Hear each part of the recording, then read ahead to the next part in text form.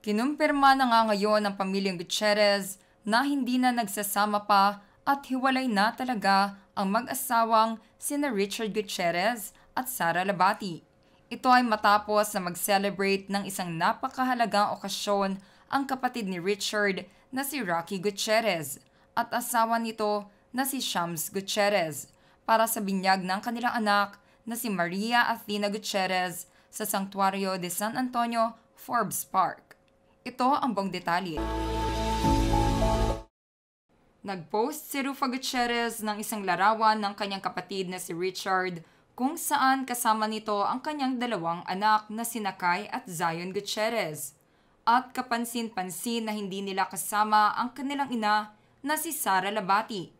Sa video naman na ito makikita na present ang rumored boyfriend ni Rufa na si Bistek o mas kilala sa ngayon bilang Herbert Bautista. Makikita din dito ang kanilang iba pang mga kamag-anak. Matatandaan din na noong mga nakalipas na taon ay very close talaga ang mag-sister-in-law na sina Rufa Gutierrez at Sara Labati. At talagang palagi silang magkasama kahit na noon ay napapabalitang nagkaaway ang mag-asawa na sina Richard at Sara. Makikita pa rin sina Rufa at Sara sa mga larawan na magkasama. Ngunit ngayon nga ay kahit sa mga social gatherings at family events ay hindi na nasisilayan pa na kasama niya si Sara Labati. Makikita na present lahat ng pamilyang Gutierrez sa nasabing pagdiriwang at tanging ang asawa lamang ni Richard ang wala doon.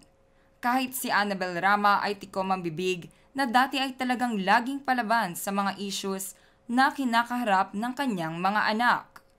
Ngunit sa ngayon nga ay tahimik ito at kahit pa lumabas ang mga larawan na magkasama si Kazel Kinochi at Richard Gutierrez ay nananatiling walang komento ang pamilyang Gutierrez patungkol dito. Kaya naman sa mga inilabas na larawan na ito ni Rufa sa kanyang social media account ay opisyal na ngang kinumpirma ng pamilya na may nangyayaring gulo at problema ang pagsasamahan ni Sara Labati at Richard Gutierrez.